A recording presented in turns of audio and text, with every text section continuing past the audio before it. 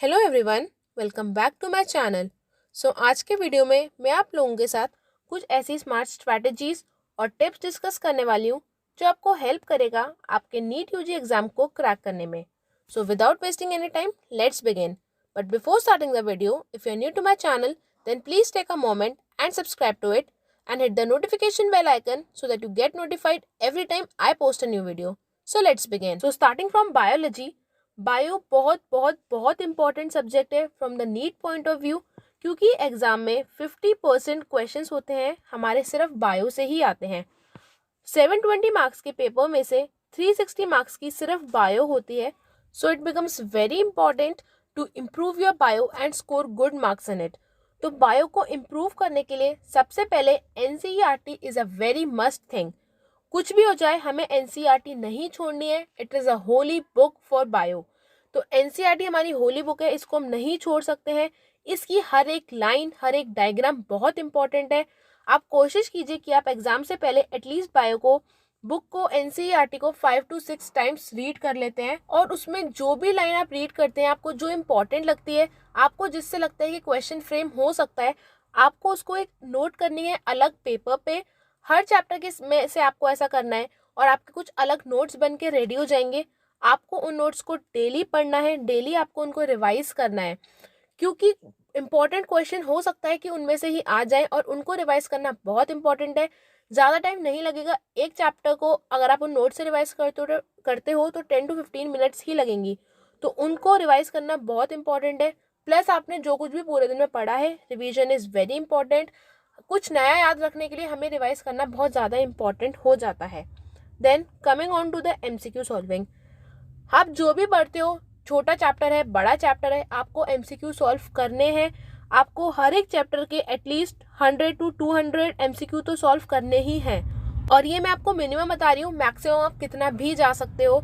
Minimum 100 to 200 MCQs आपको पर chapter solve करने हैं। और कोशिश कीजिए कि आप टाइमर लगा के सॉल्व करें, तो आपको पता चलेगा कि आप कितनी देर में कितने क्वेश्चंस कर रहे हैं। आप टाइम मैनेज करना सीखेंगे कि आपको एग्जाम में कैसे टाइम को मैनेज करना है। तो ये थी मेरे कुछ टिप्स बायो के लिए। Now moving on to the another subject, जो कि है केमिस्ट्री। केमिस्ट्री अगेन बहुत इंपॉर्टेंट सब्जेक्ट है। 180 मार्क्स की केमिस्ट्री आती है हमारी, तो इसमें भी इम्प्रूव करना है हमें, अच्छे से स्कोर करना है हमें।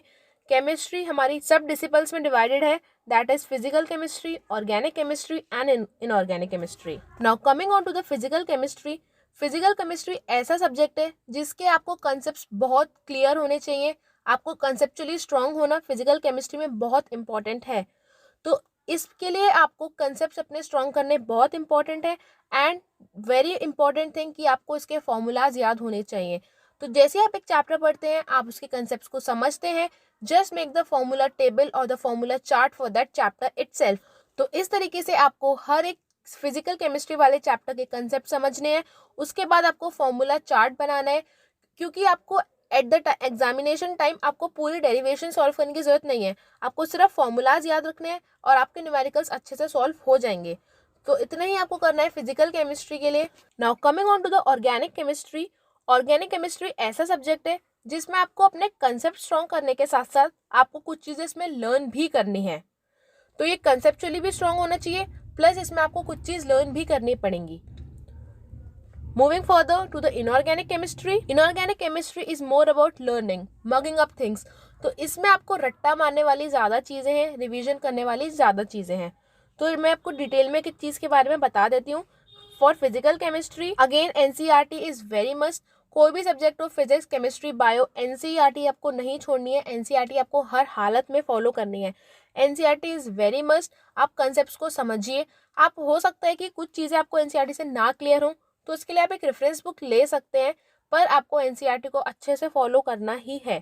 कंसेप्ट समझिए, कंसेप्ट को अपने स्ट्रॉन्ग कीजिए, फॉर्मूला चार्ट्स बनाइए अच्छे से। जितनी भी कोई रिएक्शन अगर आ जाती है तो उनको लिखिए। सब कुछ अच्छे से करना है। सब कुछ समझने के बाद again MCQ solving is very very must. Time लगा के एमसीक्यू सॉल्व करेंगे, आपको टाइम मैनेज होगा। एमसीक्यू सॉल्व करने से आपको पता चलेगा कि किस टॉपिक से कितने क्वेश्चंस आते हैं, लास्ट प्रीवियस ईयर्स में कौन सा टॉपिक ज़्यादा इंपॉर्टेंट रहा है, तो आप एनालाइज अच्छे से कर पाओगे। तो एमसीक्यू सॉल्व इसलिए करना बहुत ज़्यादा इंपॉर्टेंट हो जाता है किसी भी सब्जेक्ट के लिए। Coming on to the organic chemistry, जैसा मैंने आपको बताया organic chemistry is about conceptually भी आपको इसमें स्ट्रॉन्ग होना है, प्लस आपको इसमें कुछ चीज़ें लर्न भी करनी है। तो सबसे पहले again NCERT is very very important, NCERT को आपको नहीं छोड़ना है। उसके बाद आपको कुछ मैकेनिज्म्स दे रखी हैं, तो आपको उन्हें अच्छे से समझना है, उनको कंसेप्चुअली आपको स्ट्रॉन्ग करना है।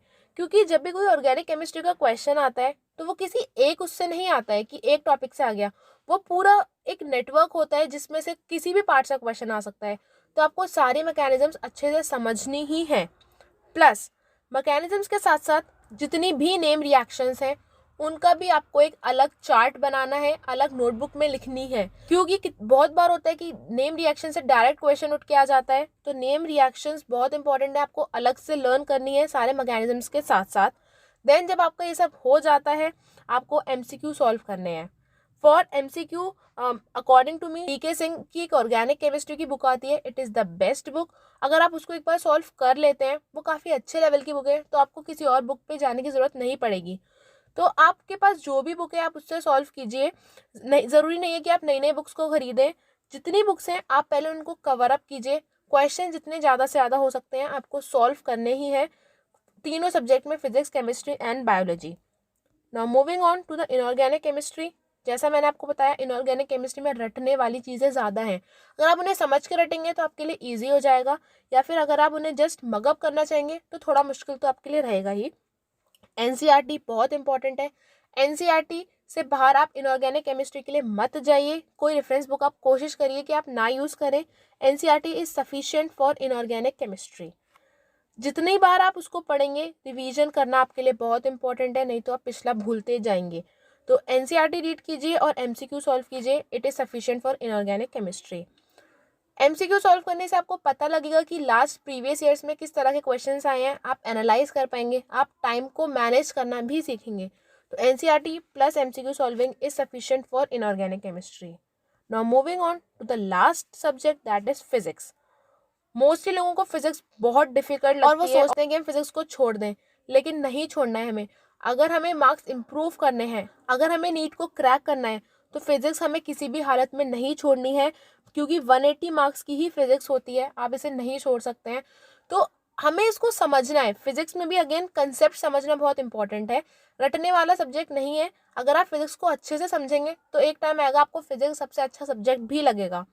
अगेन फिजिक्स के लिए एनसीईआरटी बहुत इंपॉर्टेंट है। Most of the people just skip the NCERT for physics, लेकिन ये गलती आपको नहीं करनी है, बिल्कुल भी नहीं करनी है। एनसीईआरटी बहुत इंपॉर्टेंट है फिजिक्स के लिए भी। आप एक बार उसको रीड कीजिए, उसमें साइड में कुछ बॉक्सेस दे रखे हैं, कुछ इंपॉर्टेंट पॉइंट्स दे रखे हैं, आप उनको रीड कीजिए, क्योंकि कभी कभी डायरेक्ट क्वेश्चन वहीं से आता है। आप प्रीवियस ईयर क्वेश्चन देखिए, आपको समझ में आ जाएगा। जब एक बार आप एनसीईआरटी पढ़ लेते हैं, आप अपने नोट्स को पढ़ लेते हैं, रिवीजन अगेन करना है, उसके बाद एमसीक्यू सॉल्व करने हैं। क्योंकि फिजिक्स थ्योरी का सब्जेक्ट कम है, उसमें न्यूमेरिकल ज़्यादा होते हैं, तो इसमें आपको एमसीक्यू ऑब्वियसली ज़्यादा करने हैं। डेली एमसीक्यू प्रैक्टिस आपको करनी है, आप किसी भी हालत में नहीं छोड़ सकते हैं। एमसीक्यू आपको हर सब्जेक्ट के लिए आपको सॉल्व करने हैं। जो बुक है आप उसको रेफ़र कीजिए, क्वेश्चंस आप किसी से भी सॉल्व कीजिए। लेकिन अगर आप बेस्ट बुक्स चाहते हैं तो उसके लिए भी मैंने एक वीडियो बना रखी है, I will link that down in the description box, just do check it once. NEET के लिए कौन कौन सी बुक सफिशिएंट है। सो फिजिक्स के लिए अपने कंसेप्ट स्ट्रॉन्ग कीजिए और एमसीक्यू सॉल्व कीजिए। सो ये थी मेरी कुछ टिप्स, कुछ स्ट्रैटेजीज, कुछ गाइडलाइंस, जिन्हें अगर आप फॉलो करेंगे तो डेफिनेटली आपके मार्क्स इंप्रूव करेंगे in your NEET exam. So thank you so much for watching. If you find this video useful, then please do hit like button, share it among your friends who are also willing to give NEET exam, and consider subscribing. Thank you so much for watching.